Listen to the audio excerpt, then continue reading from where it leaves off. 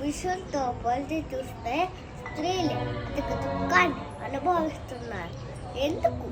ఈ విధమైన సమాజాన్ని నిర్మించుకున్నాం మనం. ఇక్కడ మానవ జాతిలో భాగం రెండో భాగాన్ని నిరంతరం అచ్చివేస్తుంది. జీవిత గురి మనిషి యొక్క సమగ్ర భవిష్యత్తుకు జన్మనిస్తుందా? ఎక్కడైతే భవిష్యత్తు జన్మిస్తుందో అక్కడ కేవలం సౌందర్యం, కేవలం సౌఖ్యం, కేవలం సంతోషం, గౌరవం ఉండడం అవసరం కాదంటారా?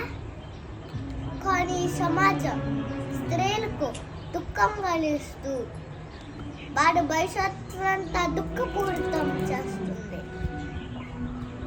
అవమానం, క్లేశం, బాధ వీటికి గురైన స్త్రీలు ఆరోగ్యంగా సుఖంగా ఉన్న సంతానానికి ఏ విధంగా జన్మనివ్వగలుగుతారు?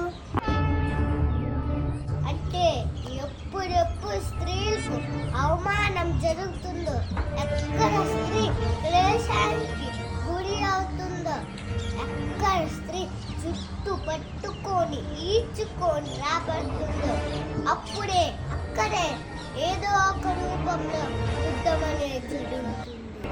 ఏదో